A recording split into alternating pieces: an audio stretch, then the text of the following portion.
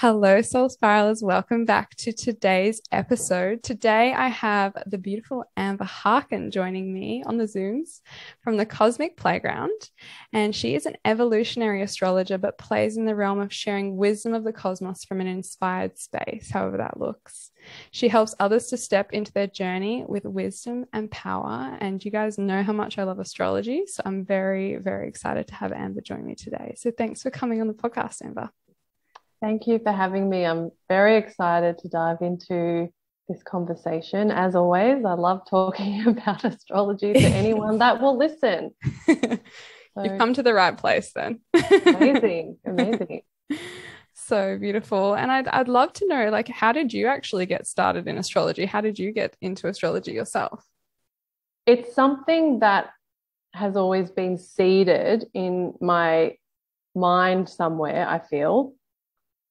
I've always had an appreciation for space.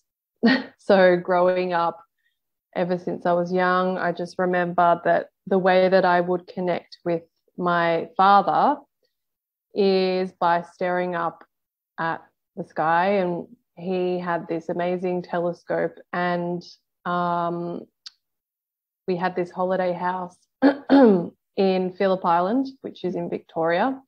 And we would go there and we would stargaze, and it's just something that I've been aware of in terms of that aspect of things, just understanding that there is more.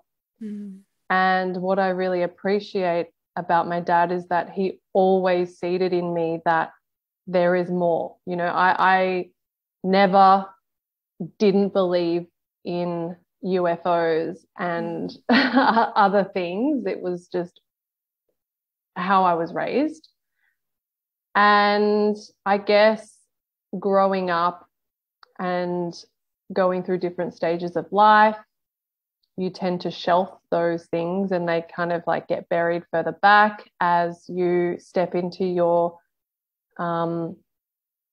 let's say, maidenhood, you know, going through puberty and learning about the social norm and things like that. So you kind of drop those parts of you.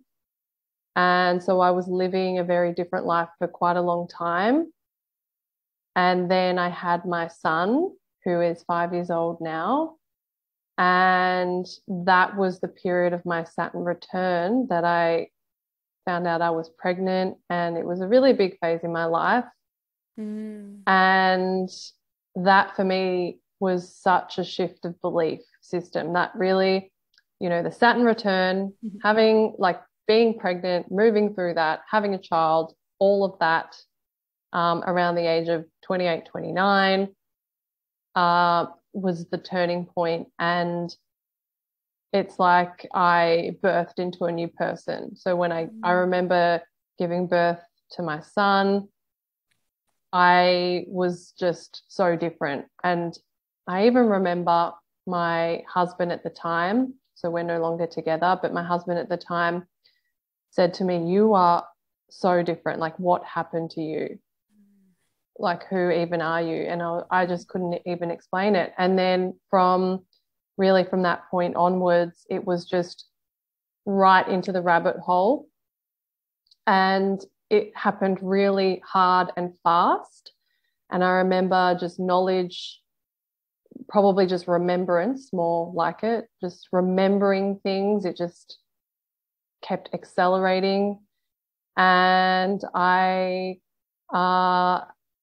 remember at the time so when I was younger, I bought a tarot deck. I think when I want to say 7 years old or something. I had Wow. pocket money. And me and my best friend at the time, we used to love going into like those fairy shops. Yeah. And I just wanted a tarot deck so bad. I didn't even know what it was. So I bought it. And I had not seen that for years, you know. I think so. I packed it away. And I was going through my things. So this was after my son was born. So this is like 20 years later, going through some boxes, and I saw this tarot deck and I was like, oh my God, I just got this like flashback of this little child, this little girl who was fully just into everything mystical and magical. And it's just like my inner child, surfaced and was like, this is your sign. You need to go there. So then I really started off with diving really deep into tarot, which does cross over into astrology. Yeah. And then, it kind of like led me back there. So at the same time, I was just reading heaps of books on astrology and doing readings for my friends, just playing around with charts and looking at my son's placements and analyzing my partner at the time and being like, this is why you're like this. Oh my God, you're so Capricorn. And then it just took off from there. And then I was like, I think I need to do this. So then I studied through an astrology school in Sydney. So it was online. I did a 12-month certification through them and came out the other side and was like, bang, I'm going all in. And I created my business and here we are. Oh, I love that. Thank you so much for sharing your story. And I feel like in the way that I see you show up online, I really feel that energy of you being like, yes, I'm all here for this. And like, you're totally in it and really just, I can see the presence in you sharing when you share those things. So awesome. It's very beautiful to witness. Yeah, thank you. Definitely. You're welcome. I love the mention of the Saturn return and talking about, I heard someone reference recently say like, don't get married before you have Saturn return or something like that. Yeah. And I don't know if that's like a common thread of thought process with astrologers. Like, don't make those big life decisions. I don't know. But at the same time, like, it's still part of whatever you're meant to go through, isn't it? Correct. You can't stop your free will at the time. Yeah. You just have to do what you need to do at the time.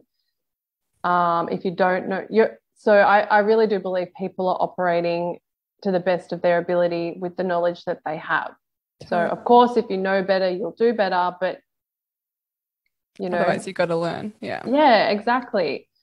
Like looking back, so I never tell anyone what to do. So in my readings and when I see my clients, it's always about seeding them with the thought, seeding them with the question that will hopefully open them up to discovering for themselves what the best answer is, which way to go, where their purpose lies. I never want to give anyone like, this is what you're going to do and this is where it's going to go or anything like that.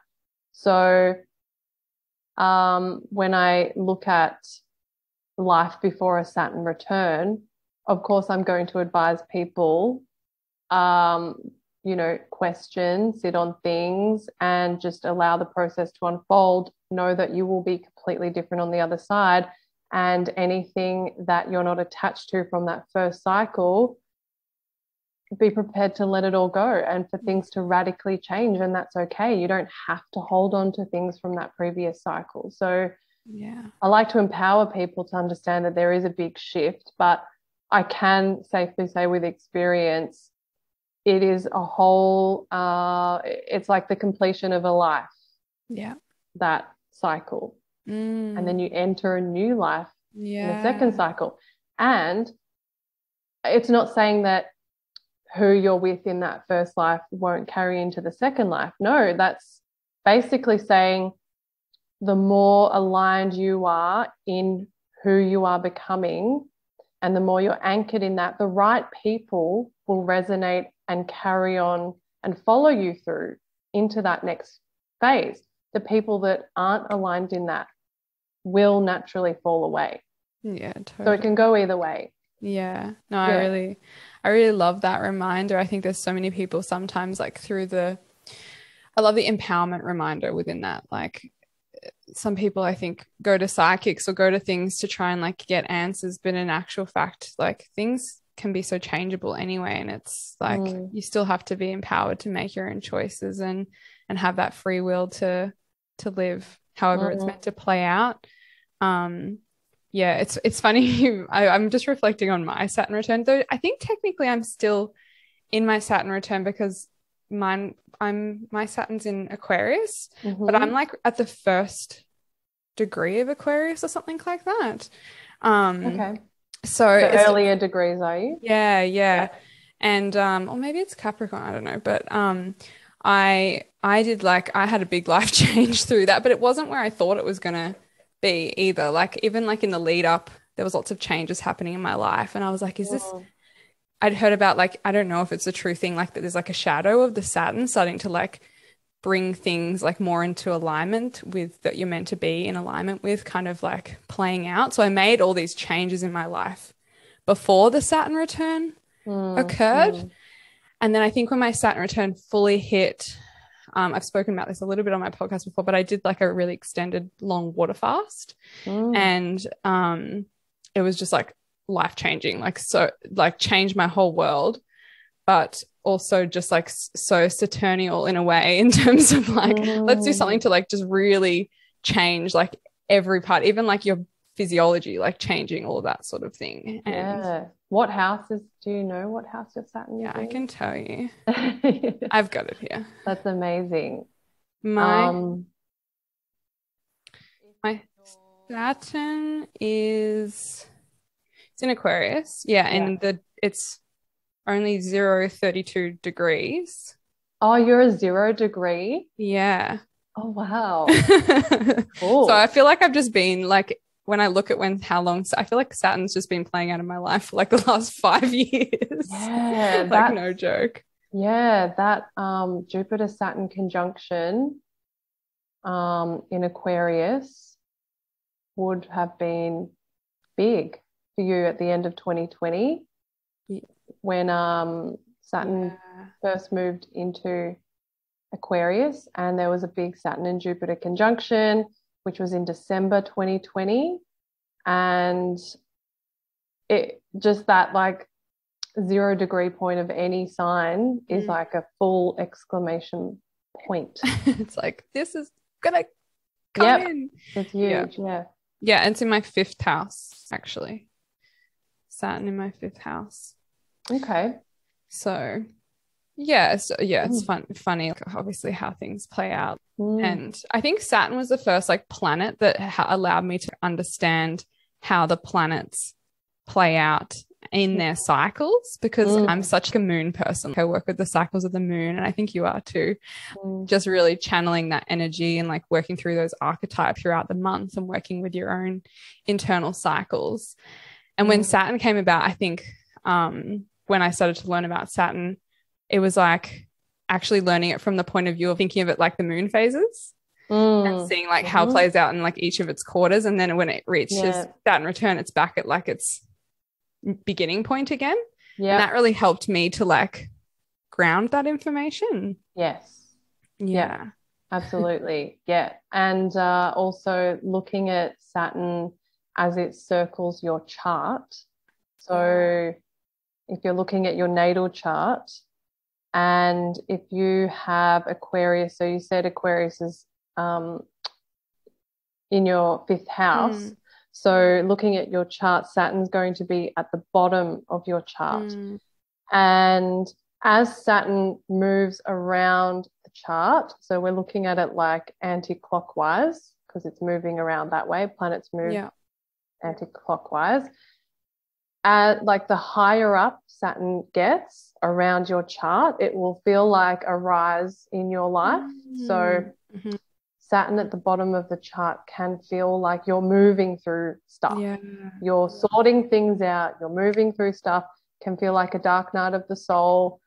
There's a lot happening, but it's going to start to rise, and you're going to really start to hit the peak, you know, especially when it hits the midheaven for you. So cool. stuff to track. It's always so interesting to sort of draw in different things like that. And so for anyone that doesn't really know what Saturn is fully about, because I feel like you and I speak a little bit more of the same language, but maybe if yeah, they're like, I don't know, maybe we can talk through some of the planets and what they Mm-hmm. represent and how they play out in your chart. Maybe we can start with Saturn Mm. since we're talking about that. Yeah, yeah, sure. So Saturn, I guess, in a nutshell, is our timekeeper. Mm, So in saying that, he reminds us of reality and he reminds us of the density of being here. yeah. So when I say that, I mean that we have lessons to move through on Earth. Hmm. We come here for a reason, we incarnate for a reason, we do things for a reason, we're in cycles for a reason. And Saturn will constantly try and give us cues and remind us of what that lesson is, Mm, which is why it's associated with feeling hard and which is why it's associated with our fears, because I really see Saturn as an indication to our glass ceilings. hmm. And so it's about seeing the block, seeing the resistance, seeing the glass ceiling, and moving and pushing through it again with our own divine free will, which we have the ability for. But if we didn't have Saturn in our face, being like, this is your biggest fear, this is what you're shameful about, this is your self defeating habitual behavior, then we wouldn't know what we're moving through. Yeah. I hope that makes sense. So it is a very karmic planet and it is indicative of our cycles of maturity because that's how we grow and evolve. We mature physically, so we age and there is a certain feeling of, okay, we do have limited time in this vessel. And so that's why every 30 years, also 28 to 30 years, Saturn has its full cycle. Yeah. And it's the reminder, okay, you're kind of like running out of time in this body. What are you doing? These are your lessons. So depending on how you're working with this linear time in terms of your lessons will depend on how much resistance you feel to the Saturn return. Mm, So it's not always horrible, no. it's not always really messy and chaotic like some people experience. Some people tend to move through it, with a more internalized feeling. So it's really different for everyone. And it really does, I find, depend on where you're at in terms of facing your fears and facing your resistance. I love that. And it's like, so Saturn takes like what, 28, 29 years to go through its orbit Mm-hmm, before it reaches the same point mm-hmm. again, which is why that's how often it plays out in our life. And it sounds like we might Yeah. have up to even three or four of those, Mm. probably for even, let's all say four, maybe even five of those cycles in Mm-hmm. our lives. So yeah, Mm-hmm. it probably is such a good marker for like the cycles that we go through in Yeah. that larger span of time rather than just like the monthly moon cycle. Uh, Yeah, exactly. Saturn will make a square or an opposition or do a full return every 7 years. So every 7 years, you have a big Saturn moment in your life mhm. coming up. So Saturn is in Aquarius right now. So anyone who has Saturn in a fixed sign, so that's Taurus, Scorpio, Leo, or Aquarius, will be going through a Saturn transit. Mhm. Sometimes the oppositions feel like a return. It's not just the return that's really crazy. Sometimes the squares, when Saturn squares itself, that can be quite Yeah. challenging. So, yeah, every 7 years we have this opportunity for self-mastery. And would you say that sometimes people notice like a pattern that occurs like in that cycle, like each 7 years until the completion of that cycle with Saturn hitting the 28, 29 year point? Yeah, there is often a Yeah. thread that you can trace through your Saturn cycles. So one thing that's really useful for your own homework, if you want to do this or not, is to actually time capsule your life. So look back and look at 7 years old. What was happening? If you want to get really specific, you could find the date of when Saturn was actually making its very first square. And then look at 14, and then look at 21, and then, you know, keep going around the clock and just see what common thread might be coming up for you, because often there is something underlying through all of it. It's not going to be the same thing happening over and over and over. It's going to be some sort of energetic theme that can have, something to do with your natal Saturn placement. So Saturn in the sign, Saturn in the house, what aspects are being made. You know, there's lots of ways to look at it, but something easy for you to do yourself is really just look at those moments in time by age. Yeah, super cool. And just, What other planets can you do? Like, what other planets are, because I know some of the planets take a long time. So like how long does Mars take to go through its orbit? So you'll have a Mars return like every other year. And you can basically track every planetary return. And I particularly love Venus and Mars. So I love working with those cycles. So Venus is like every year you'll have a Venus return. Every other year you'll have a Mars return. The moon obviously returns every month. So if like, you can definitely work with your own lunar cycle and track your lunar return, which is actually really, really interesting to do. And would that be like the moon phase, like that you were born, like, so if I was like a Capricorn moon and I was a waxing crescent or whatever it is, like you would look at for that moon phase or that sign hitting the moon each month? Yep. So if you are born with the moon in Capricorn, you would, when the moon is in Capricorn at the degree of your natal moon, that's your personal new moon. Cool. Yeah. So that's your little personal new moon. And then when the moon is in Cancer, that's your personal full moon. Yeah. Cool. Yeah. So you can track that, see how you feel, see what themes come up. Again, just like, it's really, really useful with astrology if you want to learn and embody it, to keep a transit journal and just write these little things down. Note how you're feeling. Note your response to the environment, how you perceive the world, what kind of interactions are happening, what kind of things are coming up, your mood. You know, the moon is connected to your mood. And our mood fluctuates, so it is good to track that as well. But in regards to the other planets, you can definitely really anchor into each of those returns and set an intention when you have those planetary returns.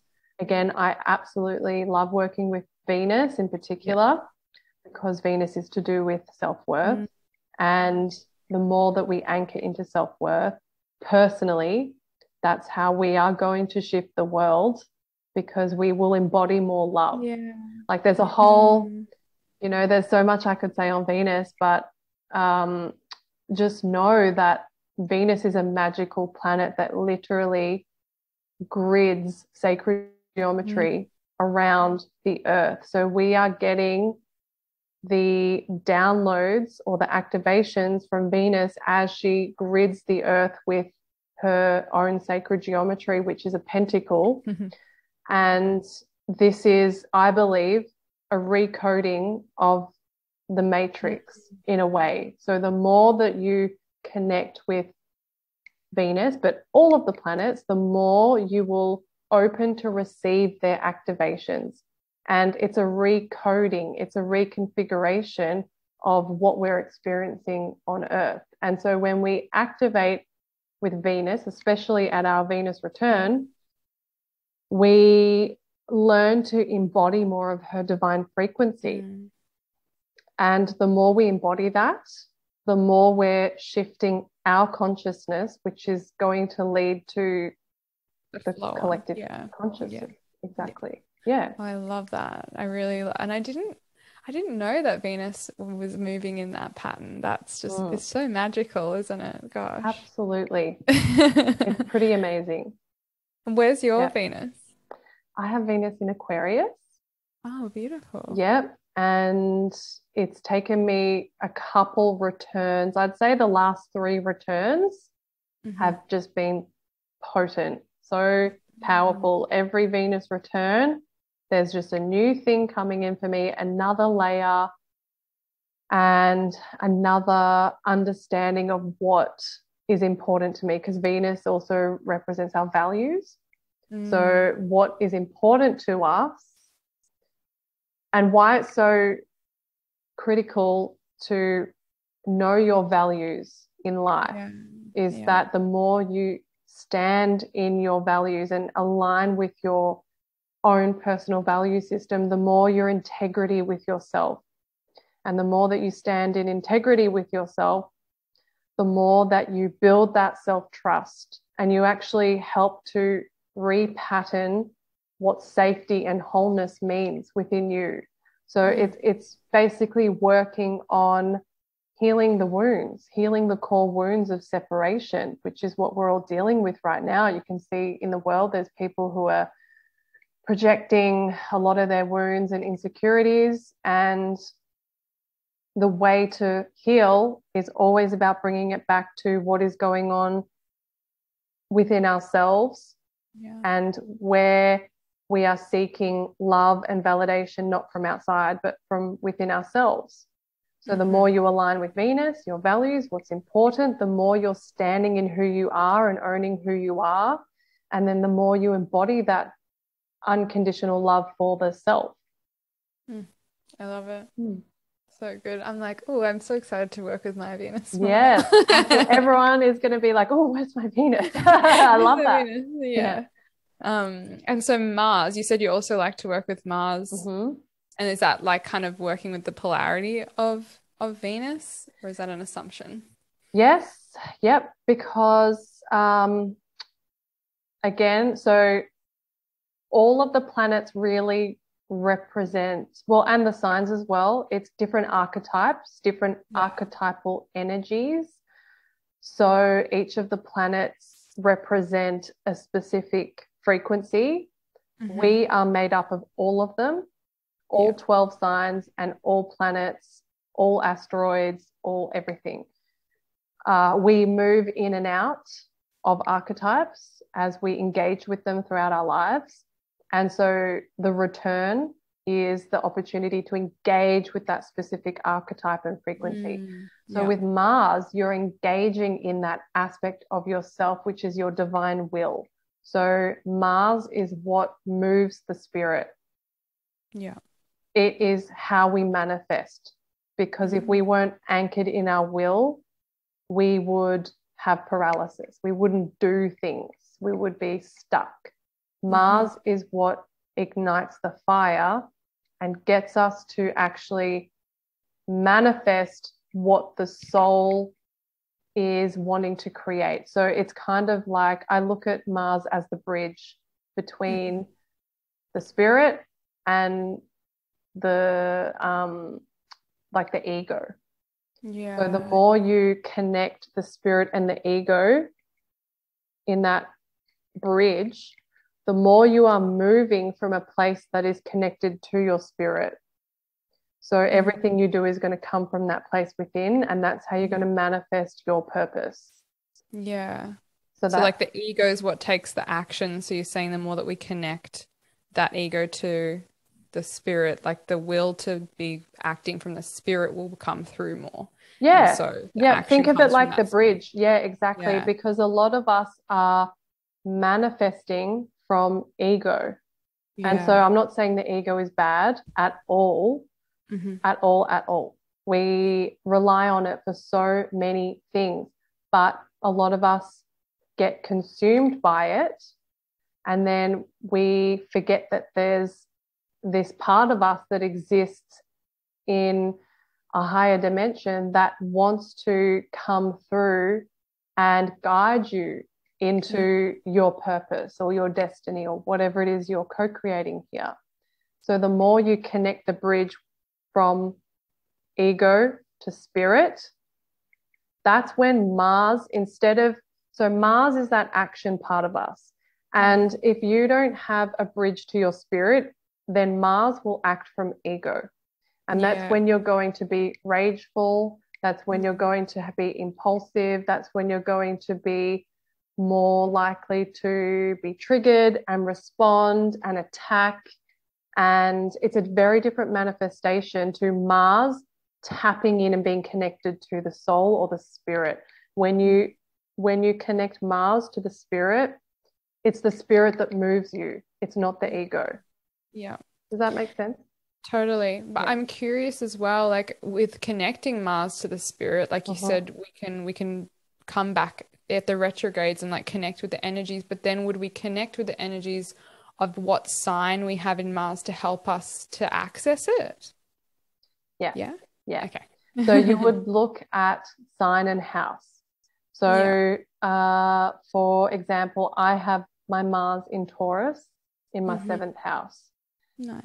And Mars in Taurus, when I am not connected to my spirit, Mars in Taurus for me manifests as complete stubbornness and attachment, and I could hold on to a grudge forever. So when I feel my divine rage, which is Mars, my anger, my divine rage, if I'm not connected to spirit and I'm connected to ego, I will hold on and I will not let go, and you will know about it. But when I connect my Mars to my spirit, I'm able to channel my divine rage through my body, Taurus, because Taurus is connected to the physical body.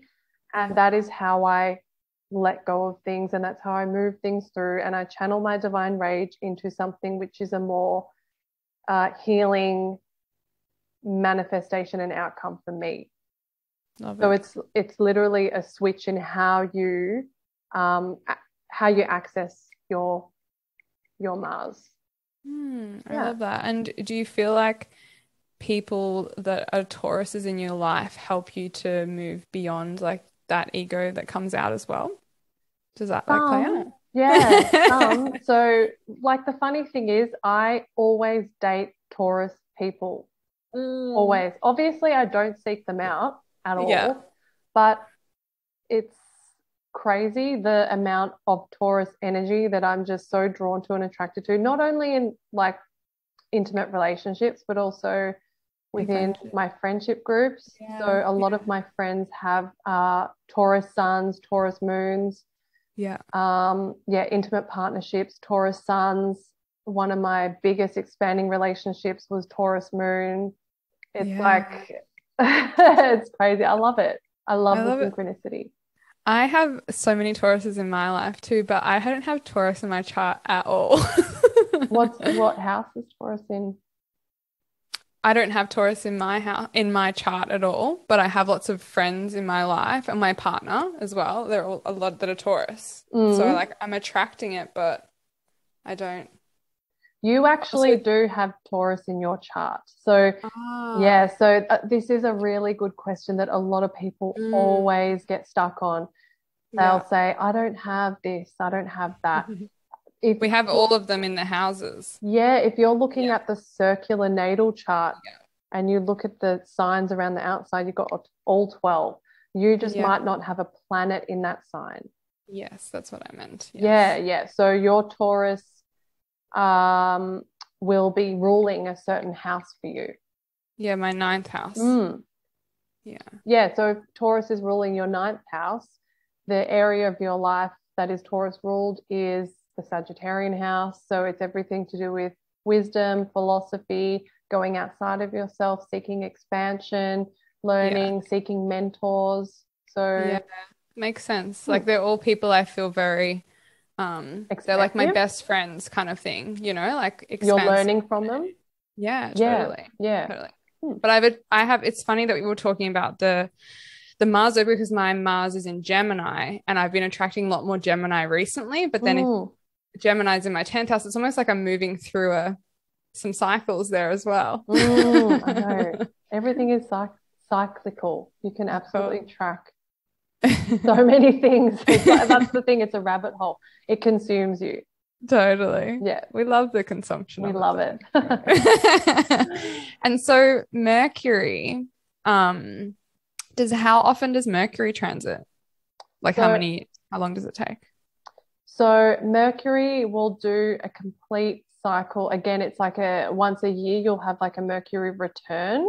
Yeah. And this is definitely something that you can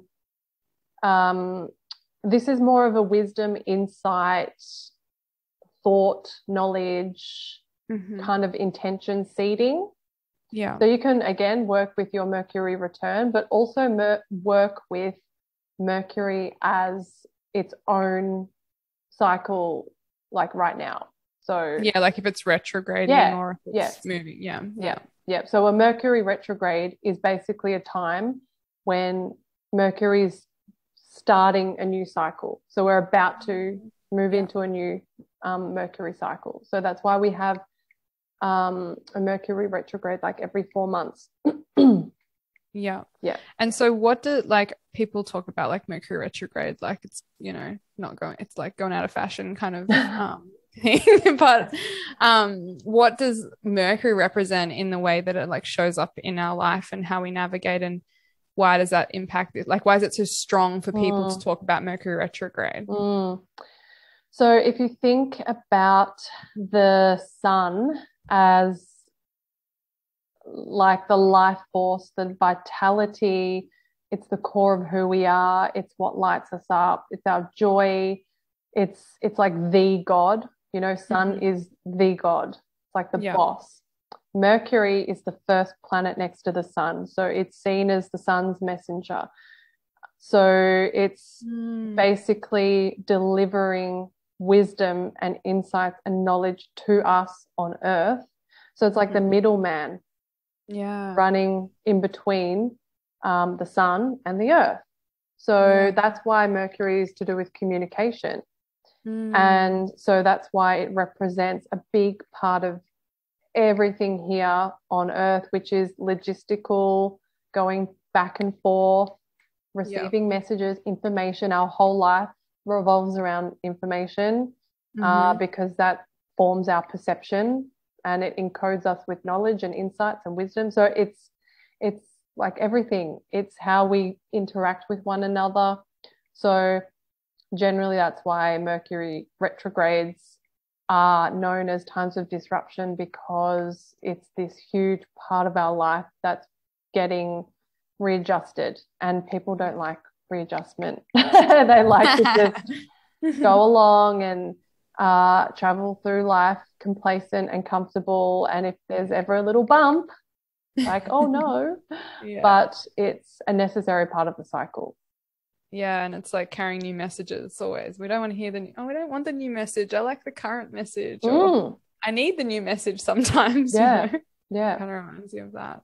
And so in terms of how that plays out, if we were to so if it's to do with communication, if the sign that's in Mercury for us,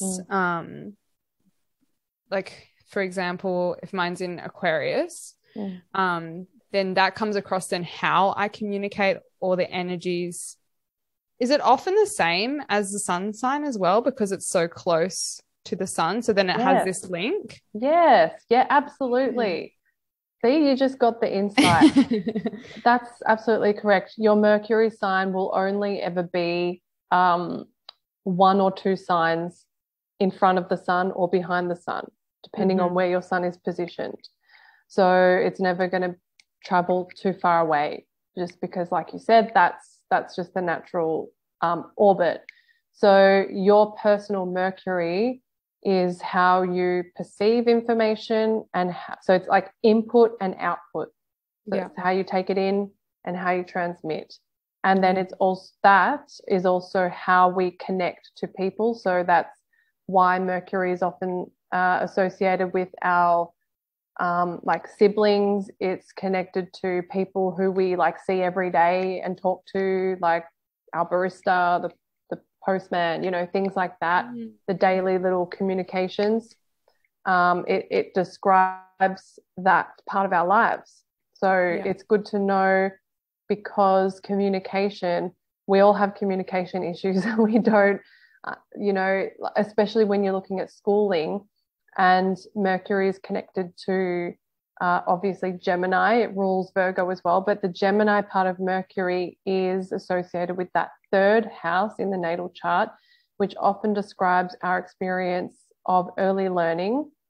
And this is why I just would love more parents to look and understand their child's chart, because we don't all learn the same way, especially if you are born with a Mercury retrograde. Your learning style might be slower, but there's nothing wrong with that. Yeah. At all. We have different ways to process information. And this is when we look at systems that don't support or reflect that. We need to, hopefully with awareness, support the person and guide the individual into what is going to be the best environment for them to thrive with their learning style. I love that. It's just, it just makes me want to get my future baby's natal chart like now and just like look at everything. I know. Yeah. I'm sure that you did that with your son as you were figuring. Absolutely. Not well. Look, I actually don't read babies' charts. So like I do from 12 months onwards. Yeah. For a reason. Not all, it's just my personal thing, because I think that first 12 months is for you to pick up on the cues of your child without any like preconceived ideas of their human design or their, any of those systems. I try and advise the parent, just wait for 12 months, build that intuitive knowledge of your child first before you have all these ideas about who they are and what they're going to be. I love that. I needed to hear that. Of course, you're going to know the sun sign, and that's okay. Like, that's completely fine. The sun and the moon, play with the sun and the moon for a while, and then, get into the other juicier parts of the chart. Like, I am still, so my son is 5 years old.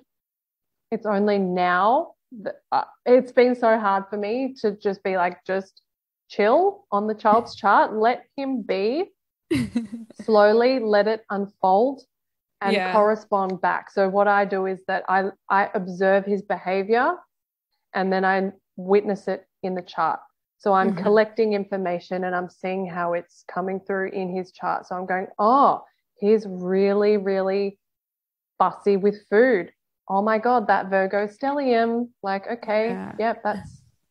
So I'm trying to collect information from him first and then seeing how he's living his chart. And I'm only now just, feeling into his nodal axis, because it's very heavy and karmic, the nodal axis. And I don't want to really push any of that on him just yet. I want to see how he naturally unfolds into it. But just, the little insights that I have from his nodal axis help me as a parent understand my role in his karma, which my role is very big in his karma, just because of our synastry, which is when you put two charts together and see how they're interacting. So it's more about, okay, I am benefiting from the awareness as how I can not play into the density of his karma. I want to help him elevate and Oh, so many gems in there as well. And tell me if this is not a quick answer, because I want to stay on the planets, at least get through the planets. Okay. But can you explain what a stellium is? Yes. Basically, a stellium is like a little collection of planets in a sign. So we would look at 3 or more planets clustered together, all sitting within, I say within 5 degrees from one another. So maybe you've got, so my son, he's got a Virgo stellium. So he's got like 4 planets pretty much all lined up in Virgo. So what that means is that there's a concentration of that archetype. He's really playing that out in this lifetime through his certain behaviors. And would you say that maybe if someone had something like that in their chart, they have a like that's one of the key learning areas for them in this experience, in this embodiment. Yep, massively, Yeah. massively. And I mean, you can see, like, especially people that have Capricorn stelliums. I work with a lot of Capricorn stellium people, and they feel it, and it's a part of their I think karma. I have Capricorn stellium. They're like, why is my life like this? I'm like, because you've got a Capricorn stellium. Makes sense. It does. It's so, awareness is honestly the key that will unlock so much for you. And that's why I love astrology. Yeah. I used to hate my Capricorn because I got a Capricorn moon. And I just couldn't resonate with like the teachings of Capricorn. I was like, ugh, it just like would infuriate me. And my North Node's also in Capricorn. And so that really made me realize like I really need to look at this as a lesson and a teaching. And like I've got 3 planets in Capricorn. And yeah, so I was like, okay. So I've been really trying to like just relax into enjoying the Capricorn lessons. Yes, honestly, Capricorn gets such a bad rap. A lot of there are certain. I love all the Capricorns that I have in my life. Like I love them all. Is great. When it's good, it's beyond exceptional. Yeah. It's like next level. I just admire Capricorn energy so much. It's just so empowering. It's like elevated. I don't know. There's something about it's like pure self-mastery expert. I don't know. It's just like, wow. I just love it. But it gets such a bad rap because, again, it's like how we're used to seeing it, because Capricorn rules a part of us that is associated with divine masculine, and that is very distorted in the world. So, of course, we're going to experience Capricorn as heavy and yuck and really, really dense and very, very hard, of course. But we have to shift our relationship to that. All of us, really, not just people with stelliums, but people with Capricorn stelliums. It's really in your karma to be the ones that lead the way into shifting that particular energy, that divine masculine. So taking it out of the distortion that we're seeing and shifting it into that elevated version and leading the way with that. I love that. How about Jupiter? We love Jupiter. We love Jupiter, yes. Jupiter. So Jupiter is a 12-year cycle, and you'll have a Jupiter return around every 12-ish years. I'm very excited. I'm in mine now. Woohoo. And it feels amazing and expansive, and it's pushing me again to my edges of growth, but that's great. I'm here for it. So you would want to understand your natal placement and get a feel of what Jupiter wants to expand for you. So it's about growing a seed that's been planted in you already. So your Jupiter return will come around, and it's a chance to water it. Yeah. And see it grow. And so what is the energies of Jupiter? Like, what are the types of things that you're watering or like trying to plant seeds around? So it can be anything to do with abundance, so more, depending on the sign. Yeah. So for example, Jupiter is in Aries at the moment. And so we're seeing a growth or expansion in independence, in the self-awareness, because Aries rules like the identity, the persona, the self, the I am presence, the individual.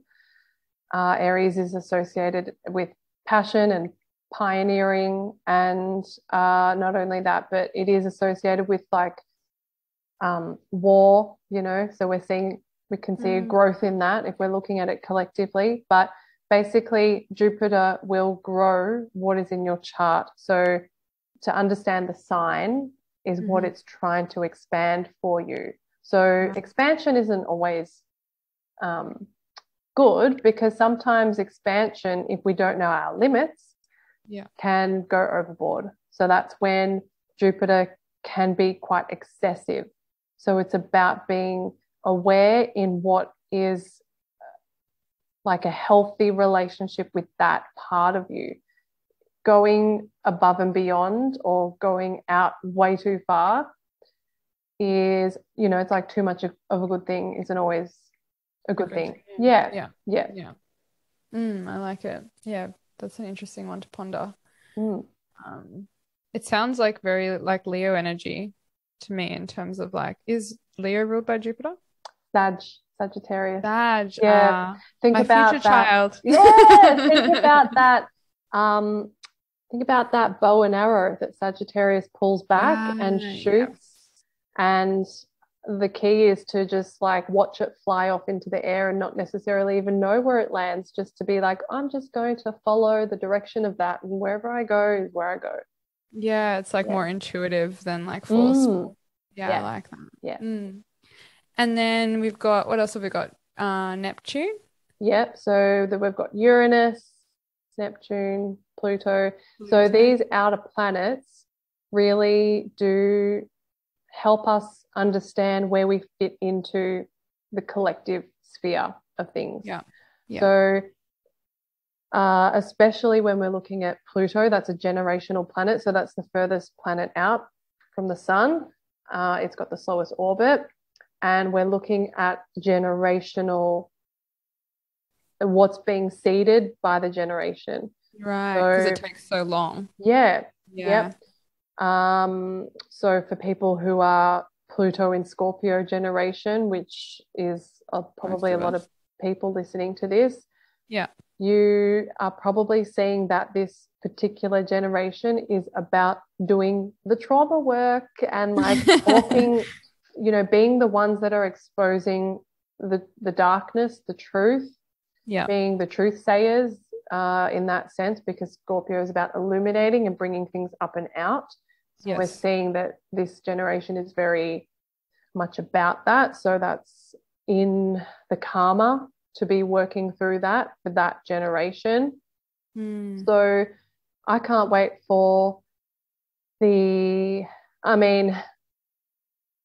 moves into Aquarius next year for a little stint, and then it comes back, and then it moves forward properly in 2023. There are going to be some great star seeds coming in for sure. So, you know, I think that's going to be exciting to see how that manifests. But then, so if we're looking at Neptune, so Neptune is the next one in from Pluto. Neptune was discovered around that time when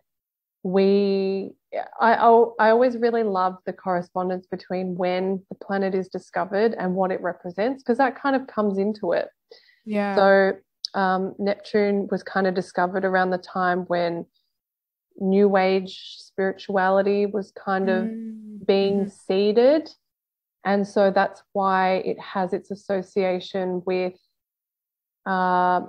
everything to do with our personal relationship to spirit. So we can look at Neptune for insights to that. It's very mystical and hard. It's always hard to explain. It's funny because really when you try and explain a planet, it shows you what it is. The fact that I can, you know, I got to get into that mind to explain it. It's hard to access. That's Neptune. Honestly, that's what it is. It's very elusive, slippery. It's slippery, it's elusive, it's hard to grasp. It's like there's lots of veils, you know. It rules the 12th house in the natal chart, so it has to do with that liminal space. And it is it's, you know, Neptune, water, it's expansive. We can't see to the bottom of the ocean. We have to intuitively kind of feel how deep that is. The void. Exactly. And then Uranus again was discovered around the time of the Industrial Revolution. So it has to do with our liberation, and will again describe moments in time that is about breaking the tension and changing things to move it toward the future.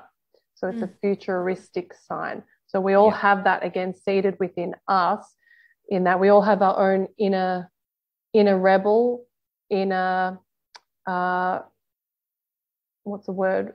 Revolutions that we want to come out. And by sign, it can help us understand the part of us that wants to be moving forward and breaking the norms and breaking stigmas and deconditioning. I love it.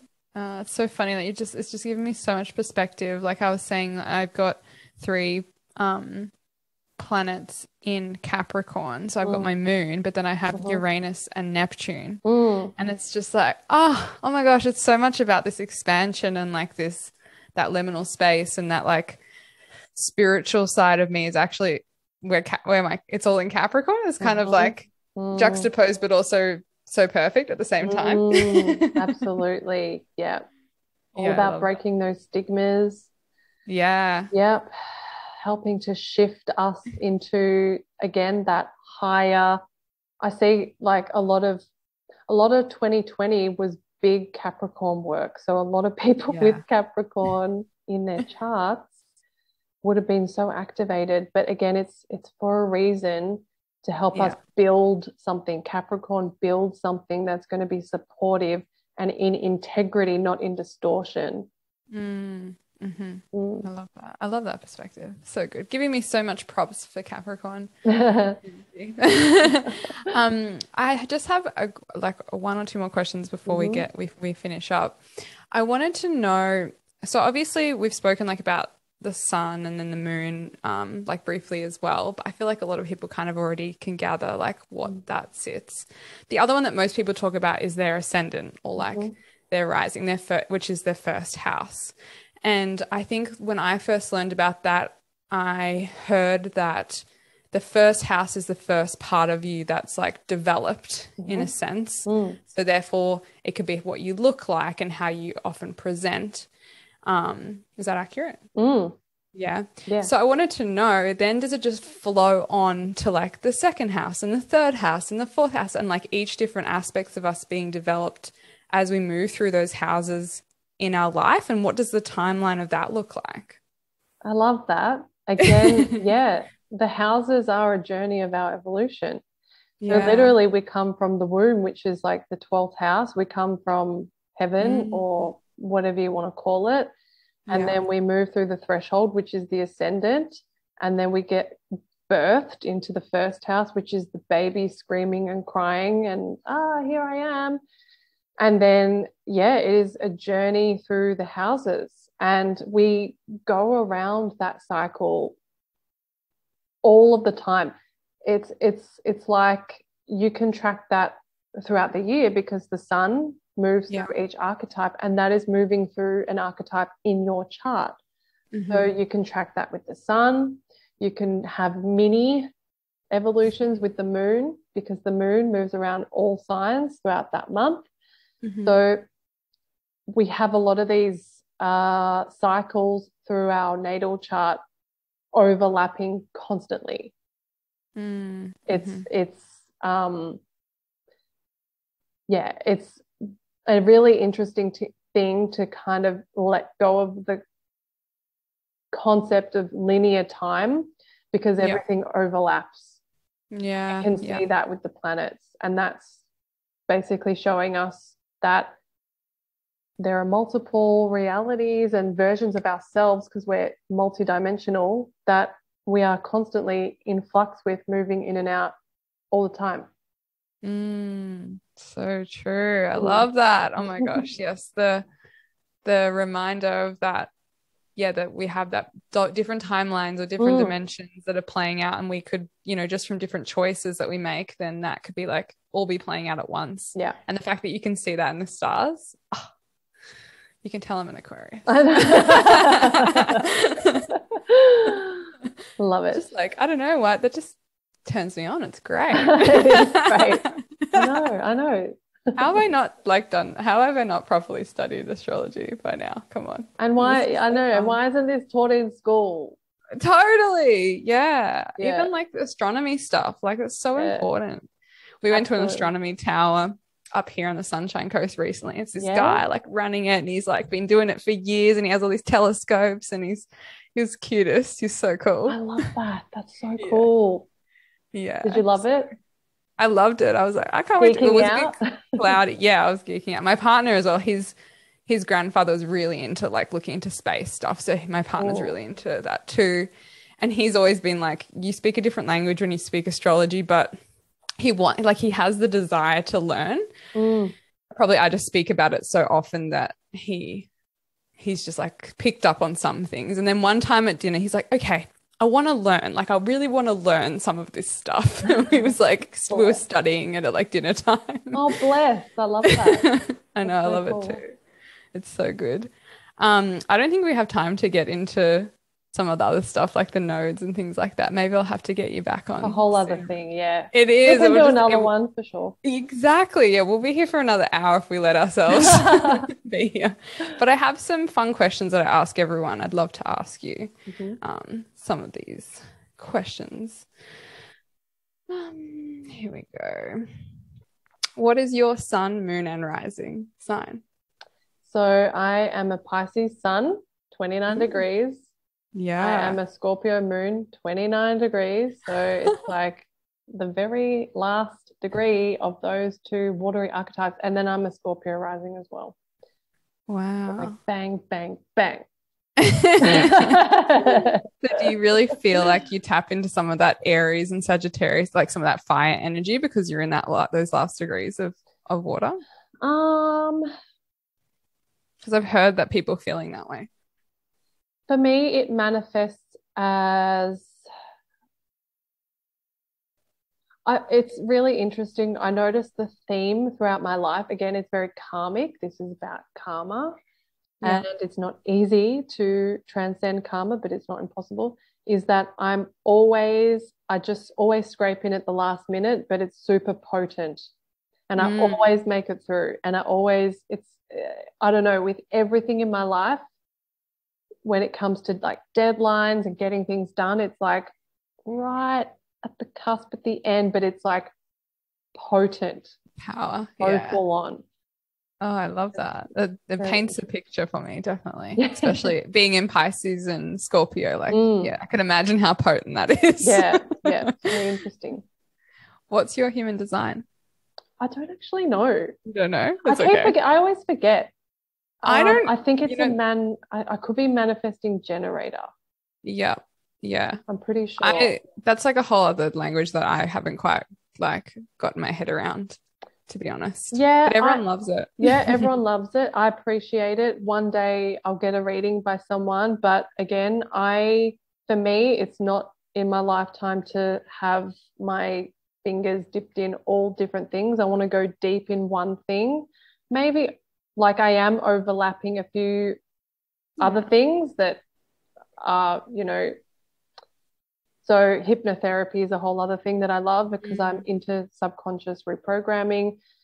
But that is still very archetypal and it overlaps with astrology. And for me, I don't know, that just resonates. So, but human design, I appreciate. Yeah. And I'll go down that rabbit hole maybe or maybe not. Maybe not. You don't have to. Yeah. What's your favorite fruit? Fruit? Yeah. Mango. Yum. I'm a big fruit person, so that's why that's in there. Oh, really? Mango. Yeah. Oh, my God. Mango season's so good. It's just a complete thing. Like you get so much satisfaction out of just that. Yeah. You don't need anything else. Totally. Yeah. If you could return to one moment in your life and re-experience it again or like witness it again, what would you go back to?